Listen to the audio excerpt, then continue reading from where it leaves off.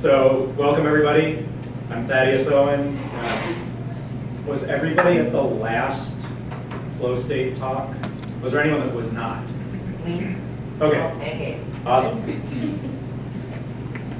So last time we talked about why you would want to get into a flow state and who is using flow state for work. And this session, so there is a video of the last session. It's just 20 minutes long, and it goes through who's using flow, why they use flow, what flow is all about. And this one was based on feedback from the last session. So last session, people were interested in flow. People didn't really get from that presentation how to access flow or what step should I take in if I want to access a flow state. So this session will focus on that aspect of it. And really what a flow state is, it's a state of high performance. So if you want to work in a state of high performance, work in a state when all the stress and negativity is completely gone, and all your creativity and all the faculties of your brain and body are aligned, and you're working in a very high performance state. You feel good, the work you're doing is really interesting, and you can even figure out how to take a job that you might find boring and repetitive and create the challenge and the interest to turn that job into a flow state job. So that's what we're going to hopefully touch on today, is give you guys the tools and I guess a couple of different ways of accessing flow states. And this is still the way to access flow, and the way to work in flow is still fairly new for me. So I'm not going to claim that I'm the expert. What I'm going to do is share with you guys a lot of the stuff that I've recently learned. So the last presentation was built upon the Flow Genome project. This presentation will take some of what the Flow Genome had done, and really the Flow Genome, those guys were really looking at flow from a standpoint of how to access it and map flow from an extreme sports or adventure sports standpoint. Some of us may relate to that, some of us may not, but how does that directly translate into using flow in your everyday job or what it is you do outside of work? So we're going to use a lot of resources from 2 books which are built around accessing flow in your job, whatever your job is. And those books are written by a guy named Csikszentmihalyi.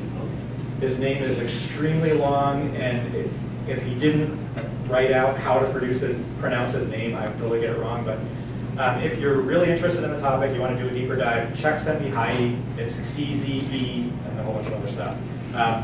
The book is called Flow and then Finding Flow. And it's all about people who have learned how to access flow at work, even people in production where they're doing monotonous jobs over and over their entire life. He'll talk about the people that have learned to turn those jobs into flow state jobs. Everyone really loves being around those people. They enjoy their job. They find a lot of value in what they do, even if they feel like they're doing the same thing over and over every day, and may not feel like they're adding value at first. They find a way to change that circumstance. So what we're talking about is how do you come to work or show up in life in a high performance state. That high performance state directly leads to flow. So I've got a few things written down that I want to walk you all through on what I'm experimenting with around flow, and then we've got some technologies that I'll basically introduce us in how to access a high performance state, and those technologies can sometimes be more useful than trying to do it with just no feedback except your own brain. So we will demonstrate some of those, and anyone who wants to get a chance to use some of those technologies can do so. So here's a few things that I've learned that I'm playing with. High performance. Nice. Off the rough.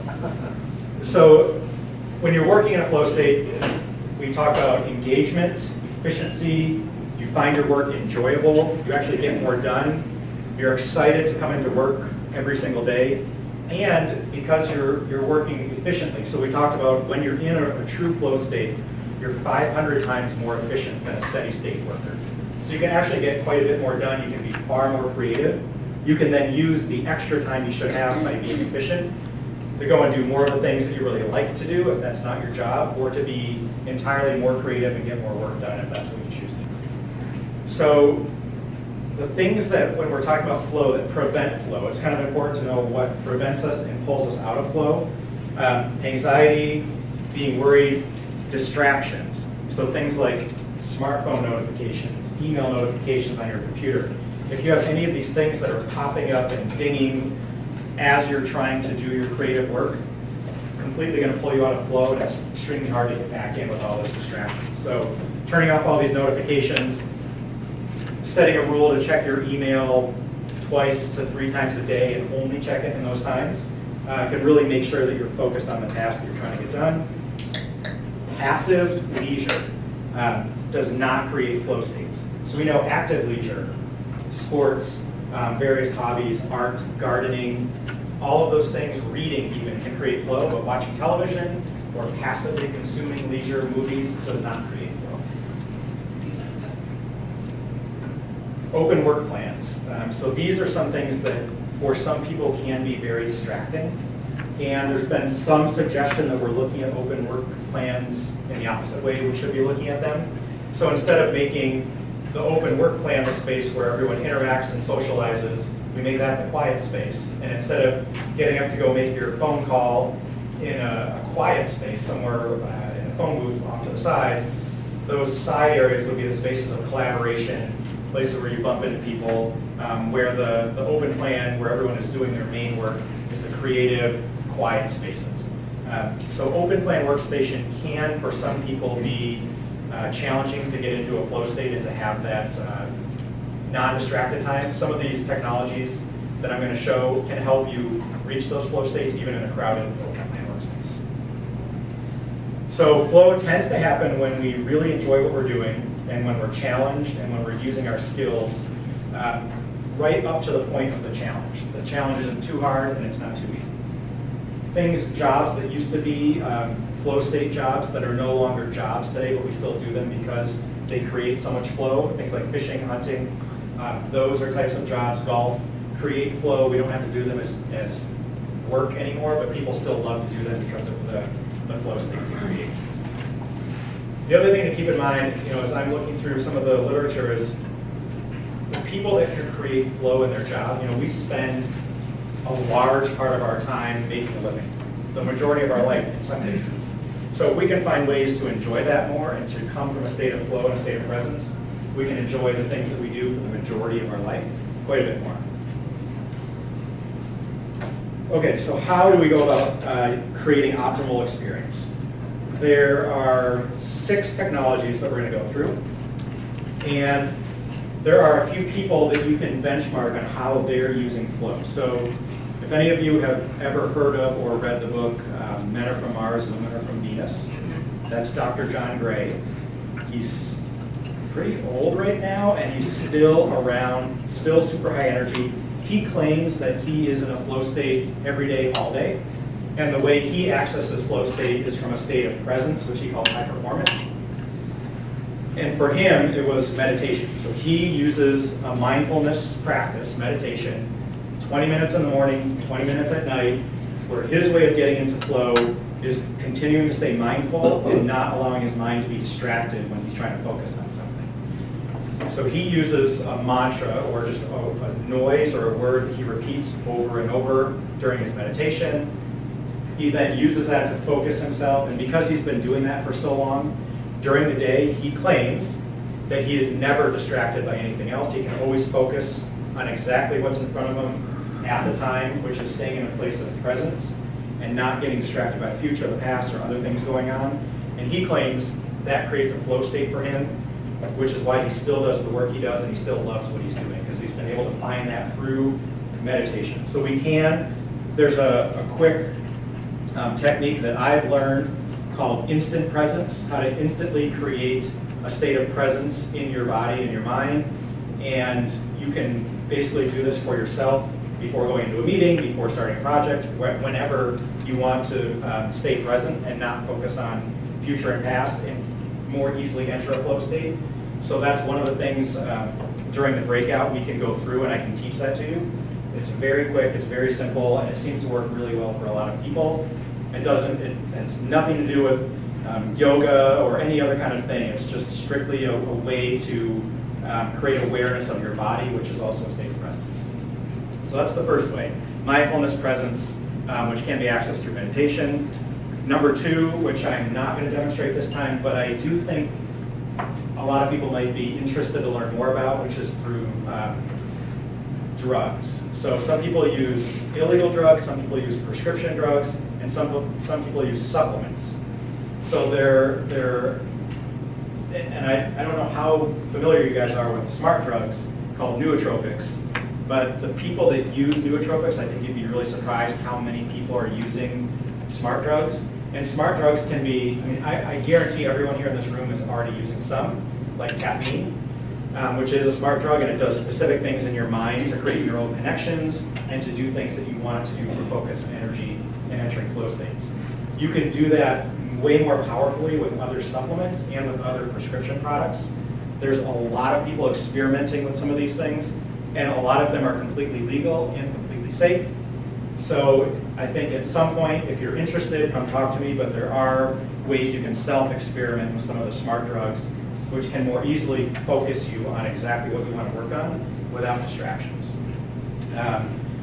The other thing that, so there's two things I'm not going to demonstrate, and that would be the smart drugs this time, although again, we can do those.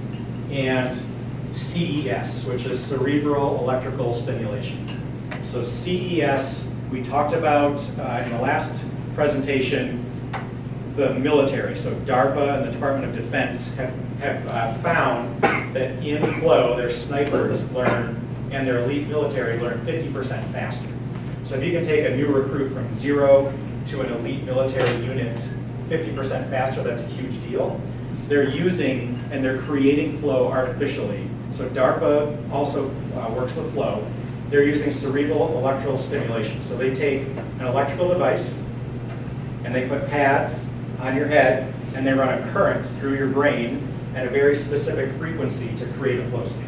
So the DARPA setting happens to be like, it's where you place the pads and how much current you run, but a pad on your temple and a pad on your shoulder with a specific current running an electric current from your brain down into that shoulder pad creates an artificial and immediate state of flow. So some people, in fact, the last quarterly box, so there's a number of curated boxes that are sent out by well-known people. One of the last boxes sent out by one person had one of these units in it that was sent to thousands of people. So there's thousands of people now that are using these devices. They've never really been available to the public. You always had to design your own. Now they're commercially available. They're about $100.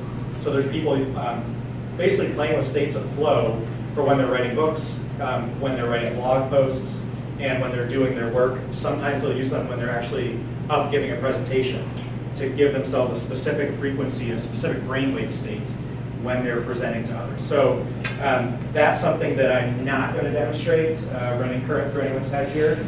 But again, if you want to do some research on your own, instant flow state, and you got to do your research. They can be dangerous with too high of current and setting them up incorrectly, but they are literally available like through Amazon now. So something to look out for. The next piece is the binaural beats, or isochronic tones is really the more modern version. So this is something that even Gabe's had some familiarity with at Herman Miller. So this is, we talked last time about Herman Miller creating spaces of creativity, and within that space we were using the concept of binaural beats, what was it, 15 years ago or more? So what happens is that you're putting in headphones or you're listening to music from different speakers, and the music has been kind of digitally reformatted so that the sound you're hearing in one earbud is slightly off pace from the sound in the other earbud, and your brain is constantly trying to adjust. And as your brain tries to adjust, if the music is done properly, it will create a specific state in your brain. So you create an alpha state, a gamma state, or a theta state. That's what this is. This is a specific program. It's an app. You can use it on your phone. You can use it on your computer. And this is what I would use and what I do use when I need to just have ultimate focus. So again, you can use it for focus, sleep, and relaxation. We'll go through this one as well, but when you pick focus, they actually break it down between, are you intensely focused or are you just reading? for relaxation. Are you meditating? Are you just trying to sit around and relax? And then are you taking a power nap or are you sleeping the whole night? So they make little headbands, it's soft, like headbands you wear outside in the cold with earphones in them so you can actually sleep using some of these technologies. I've used this for sleep and it worked way better than I ever expected it would. I used it for focus and it has worked not so well the first few times, but this is an adaptive program and it adapts to how you rate your experience and it continues to change it until you dial in what sort of neural beats will put you into a focused mental state. So this can more easily help you enter a flow state and focus in without distraction, especially in a big open group. So we can go through and you can use some of these things. Some of these you can use for free. This particular one, Brain FM, you can use for free for 7 times. And usually after your 7th time, it gives you another 7. So you can use it completely free, see if it works for you, see if it doesn't. Technology. There's other technologies. One was called HoloSync Centerpoint. That was kind of the original binaural beats. That one's thousands and thousands of dollars. People swear it works extremely well for getting into flow states, but you really have to pay a lot of money to get into that product. One of the next technologies is biofeedback.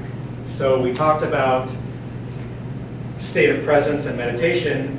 Now there's a way to access what's going on inside your own body to understand when you're in a state of presence and a state of high performance.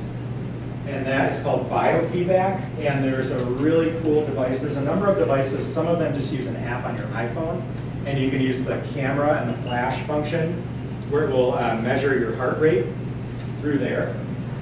This measures your heart rate. This is a clip-on function, measures your heart rate through clipping to your ear. And this is called the M-Wave 2. It's by a company called HeartMath. And what it does is it measures the variation in your heart rate. So you may think as your heart beats, the rate that it beats is never supposed to be steady. If it's a steady heartbeat, the same distance in between heartbeats, that's actually a state of stress and potentially a state of disease. And so what we want to do is we want to space our heart rate and heartbeats out. When we do that, we use this technology to show us when we're in the red, yellow, or green. Or you see this balloon up here, there's little games you can play that can sometimes make it more interesting. But what you're trying to do is use the research that shows what variation in your heart rate is healthiest. It also creates a state of presence, which opens up flow states to us more easily. If we begin to understand using these feedback devices what it was we have to think about to get into this state, what it was our breathing was doing when we get into this state, chest breathing versus abdominal breathing versus a breath every 3 seconds. You can play around with it and you can basically find for you what it takes to always stay in the green, and then you never need to use this again. You can just get into that state in a meeting when you're trying to give a presentation, however you want to get there, but you can more easily use some of these technologies like this to access flow states. So we can go through some of that, and then the last one is, this was biofeedback, neurofeedback. So neurofeedback is actually giving you a readout so you can tell your own brain what it's doing. So this is reading the brain waves in your head and putting them in a graphical format in front of you so you can understand when you're in a calm and relaxed state versus when you're not. So we have a Muse headband that Nate was able to try out. And what this actually does is when you put it on, it produces some sound. You can pick a soundscape.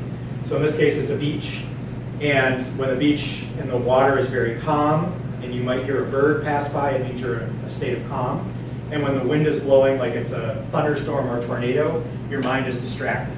So it basically helps you figure out when you're distracted and when you're calm, and what you're doing to move yourself from a state of distraction to a state of calm.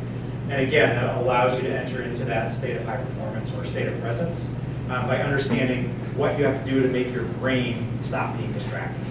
And so that's a very graphical feedback, and it can map your progress over time and tell if you're getting better or worse, and then give you ideas of how to more easily drop into that state of presence. So those are the kind of 6 technologies that we can use. There are, from Chuck Hai's book, for creating flow at work, he lists 4 steps. So I can kind of walk you through what his 4 steps were real quick, and it's basically setting very clear goals for yourself of what you want to accomplish. So clear goals that you want to strive for to get you to where you want to go, and then working towards those goals without fussing or panicking about them. So once they're set, you just try not to worry about them. You know they're very clear and that's where you want to go. Number 2 is become immersed in the activity. So find a way to make the activity interesting, even if it's a monotonous, what some people would call boring job. And then number 3 is paying attention to what is happening. So the state of presence, putting yourself into a mindful state where you're not distracted, paying attention to only what's in front of you. And then number 4 is learning to enjoy that immediate experience that you're having and understanding that you're in control of your own mind and you can choose what it is that your mind is doing at any moment. Those 4 steps are what allow you to become more efficient, more high performing at work, and enter the flow state if you can dial all of those in. And then some of these devices, some of the smart drugs, some of the cerebral electrical stimulation can just help you get there and understand how to get there faster. So what I wanted to do is really leave this session open for more questions about how to access those states, or to just get up and look at some of this technology, try some of the technology, hear from Nate, who was able to use it, Tim was able to use the binaural beats, and Jim used the heart rate variability, and they use it over the last day, so not terribly long, but get their feedback, see if it would be something that would be useful from their standpoint as well, not just mine. So I'll kind of open it up for questions first, and then maybe we'll hear from some of the guys that use some of the technology. So, I guess, in your experience, have you gotten to a point now where you can, because of the different technology and what you've been using, do you feel more comfortable without technology to try to get yourself into a flow state? That, I'm getting there. So this is again, not something I've been studying for years and years. This is something I've been studying more recently. This heart rate variability monitor is what I've been using for the last 1.5 years. And I find if I use it for at least 5 minutes a day, at least 3 days a week, that I can, after a month, I can stop using it and I can know how to get into that state. And I can put it on and be in that state. And I can kind of check. So this is what I've definitely was able to get away from, but then I revisit. So right now I would like to revisit another month. But really you can use it for about a month, sometimes 2 months, and you'll figure out how to get there without it. You can use these in the car, so it doesn't have to hook up to the computer. It just has, like colors right on it, which will tell you when you're in the green versus the red versus the blue. So you can use it while you're driving in your car. And kind of use your time that way to be a little more efficient as well. With the Muse headband, the Neurofeedback, that's something I haven't played with as much. So that's something I'm working to use more often, is the Neurofeedback. But the mindfulness techniques and some of the instant presence techniques of how to get out of your head and more into your body as you go about your day and your work is something I've been experimenting with for the last couple months, and it's been very effective for me. One more from me, and then I'll stop. The correlation, so you have used both the brainwave one and this. Do you find that they're similar in that if you get your heart rate to green, you're going to be hearing waves and happiness? So far, it's a pretty good correlation, yeah, because the same thing that I'm doing, and there's different techniques of how to do this heart rate variability, but yes, they've correlated pretty well to using the Muse headband. So for your mindfulness activities, what kind of regimen do you have on a daily basis for kind of testing yourself with them? So I try to use this instant presence technique, and we can go through that real quick. It takes like 2 minutes. So I try to use that, which gets me to basically stop staying in my head thinking all the time and try to focus on what's happening immediately. And then I try to do, I've got young kids and they wake up really early in the morning before I want to be awake. So I would love to do 15 minutes in the morning and 15 minutes at night.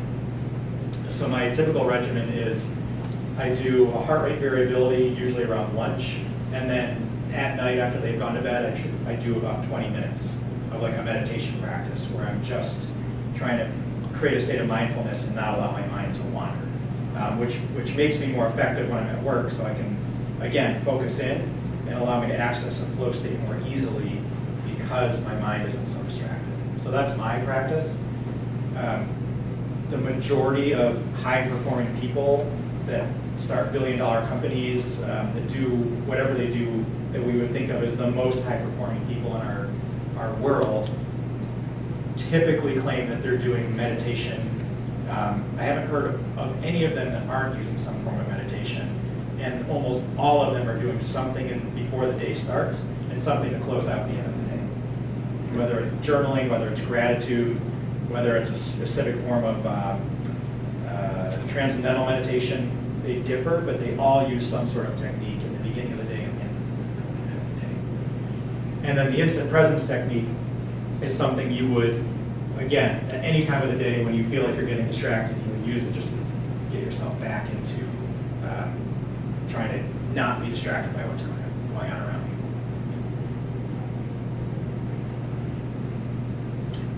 you. Will you share a little bit about your brain FM sleeping experience that you had? Because I know some people have a lot of trouble sleeping in their rooms. Yeah, I think it would be interesting to do a whole another one of these just on how to get to sleep fast and how to have your best sleep ever every single night, because there's a lot of sleep hygiene and other things we can all do to get better sleep. But this, so I usually have a pretty active mind and can sometimes have trouble getting to sleep. So I did use this Brain FM on the sleep function, and I have these headbands that have earphones integrated into them. And it was the first time I had ever tried it. I put it on, I lay down, and it says, don't try to think of anything specific, just relax and listen to the music or whatever. We can actually play some of this, but it put me to sleep in like a couple minutes, maybe 2 minutes, when my mind was completely distracted, and when it usually takes me an hour to go to sleep, when my mind is that distracted. So to me, it worked phenomenally well for the sleep. The focus did not work well. It took about 3 or 4 times for it to dial into my specific brain. They've got some sort of algorithm they're running. And I find that it's very effective now for me to use this to focus. So there's all sorts of music they play. It's never the same.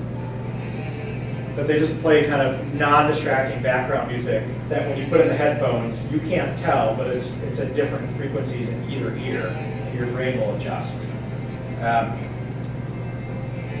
I do, and I have seen some of these programs that have no music, and I'm not exactly sure how they work. But they claim subliminally they're working. So those are out there too. It's worth experimenting. Some of those are free.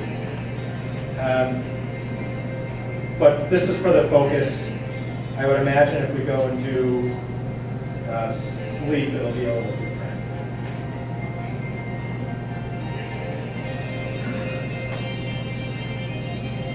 So again, this is set up to my brain. So I kind of, at the end of every session, you rate it, whether it worked, didn't work at all, was horrible, worked really well, or was amazing, and then they dial in for your brain. So again, if you can hear this, which is kind of hard, it's a much different sound.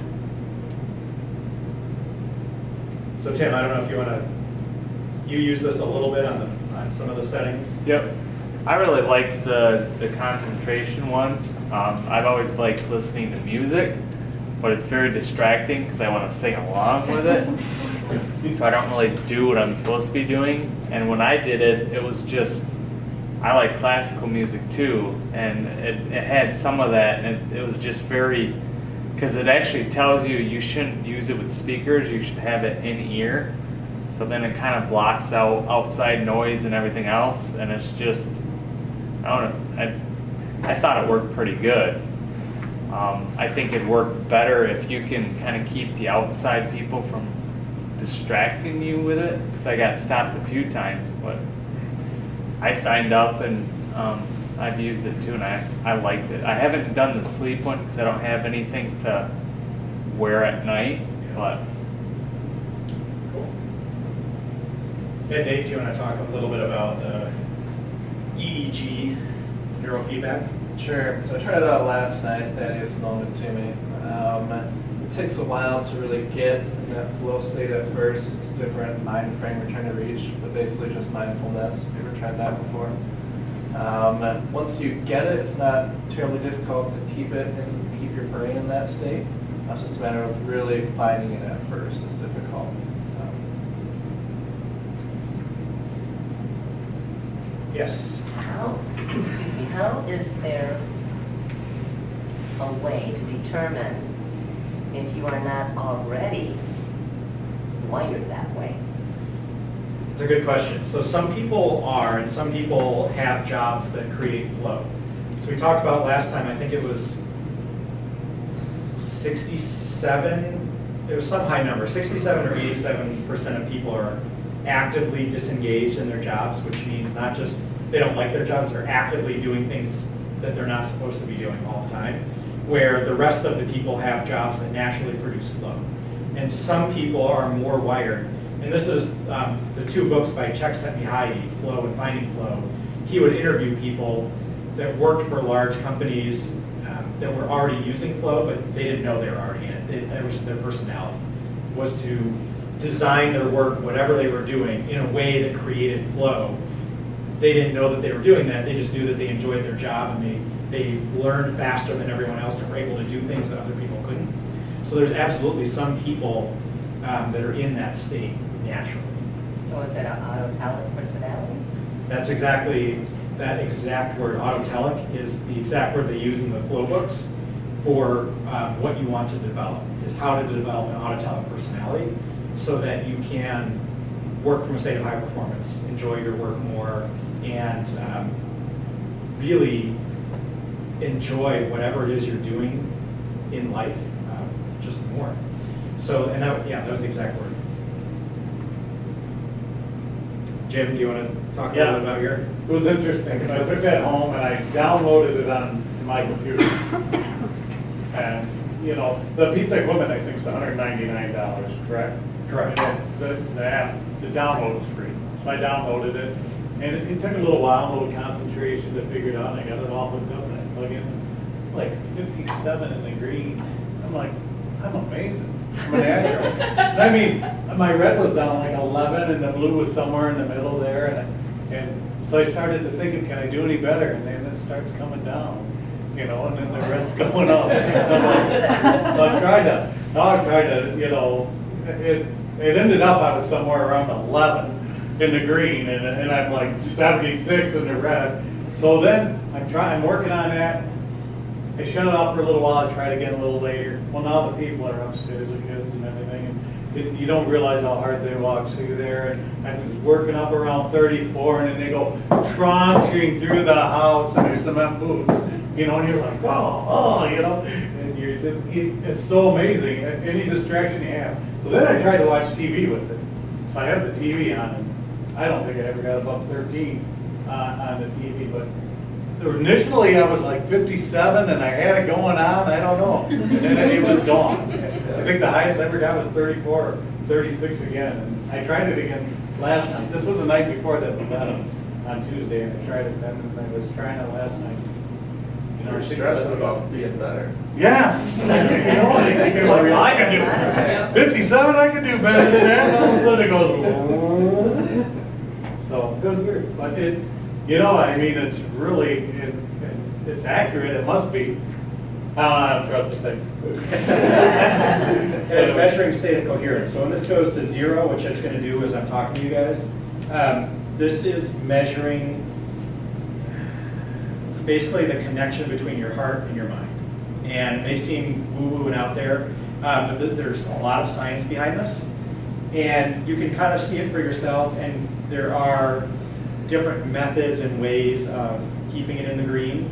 And what I was describing to these guys is I started out in the red, and I used it for a year, and I was like solid red the whole year. Like, no matter what I did, it did not move. And I've seen other guys that are solid green, including presenting in front of live studio audience with thousands of people watching them, can't make it go red unless they really focus hard.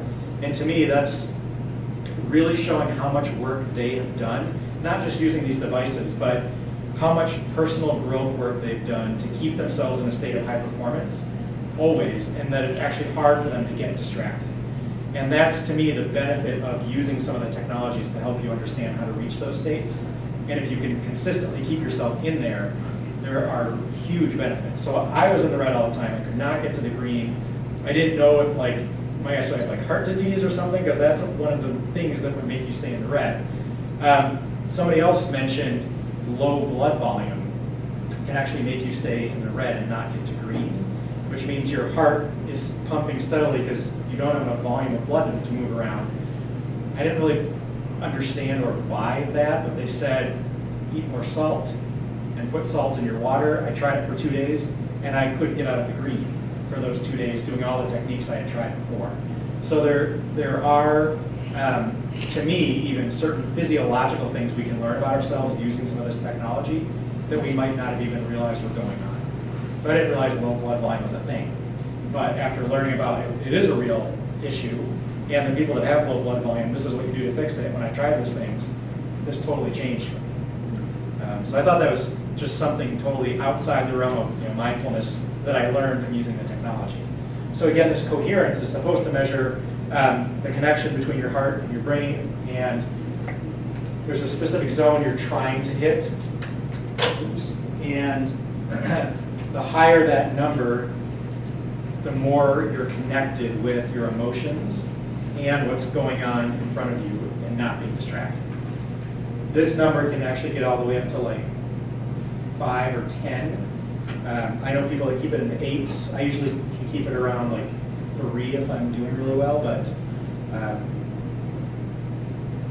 it took me a long time to figure out how to get in there, and it really does seem to translate to bringing that type of energy and mindfulness to work, and how effective and how well I perform while I'm at work. So I've gotten a lot of benefit from these technologies and from some of the mindfulness work.